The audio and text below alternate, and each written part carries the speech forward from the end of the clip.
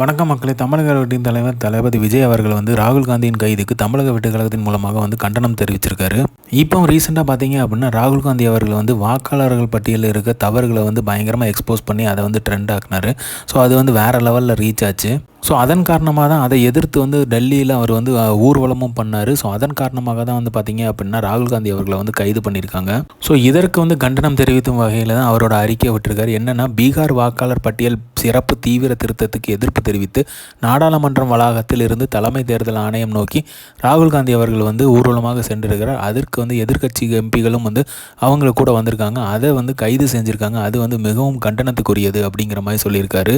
இதை குறித்து நான் ஏற்கனவே வந்து அம்பேத்கர் புத்தகம் வெளியீட்டு விழாவில் வந்து பேசியிருந்தேன். நமது நாடு வந்து முழு வளர்ச்சி அடையணும் அப்படின்னா ஜனநாயகம் காக்கப்படணும். ஜனநாயகம் காக்கப்பட வேண்டும் என்றால் அரசியல் சட்ட அமைப்பும் வந்து காக்கப்பட வேண்டும். ஸோ அப்படிப்பட்ட ஜனநாயகம் காக்கப்படணும் என்றால் ஜனநாயகத்தோட ஆணிவேர் சுதந்திரமான தேர்தல் தான். இந்த சிறப்பு திருத்தம் பற்றி வந்து பார்த்தீங்க அப்படின்னா தமிழக வெற்றி கழகம் ஏற்கனவே வந்து எதிர்ப்பு தெரிவித்திருந்தது. ஸோ தமிழகம் சார்பாக முதலாக இதற்கு எதிர்ப்பு தெரிவித்தது நாம தான். ஸோ ஜனநாயகத்தை காக்கும் வகையில் பார்த்தீங்க அப்படின்னா நியாயமான தேர்தல் வந்து நடைபெற வேண்டும் அப்படிங்கிற மாதிரி தன்னோட அறிக்கையில் வந்து வெளிப்படுத்தியிருக்காரு. ஸோ இதுதான் அவர் வந்து சொல்லியிருக்காரு. ஸோ இந்த இது வந்து கருத்தை வந்து ஸ்ட்ராங்காக வந்து பதிவு பண்ணியிருக்காரு. ஏற்கனவே பதிவு பண்ணதை இப்போ திருப்பியும் பதிவு பண்ணியிருக்காரு. ஸோ இந்த மாதிரி தளபதி அப்டேட் தெரிஞ்சுக்கிறதுக்கு லைக் பண்ணுங்கள், ஷேர் பண்ணுங்கள், ஃபிலிமா சேனலை சப்ஸ்கிரைப் பண்ணுங்கள். தேங்க்யூ.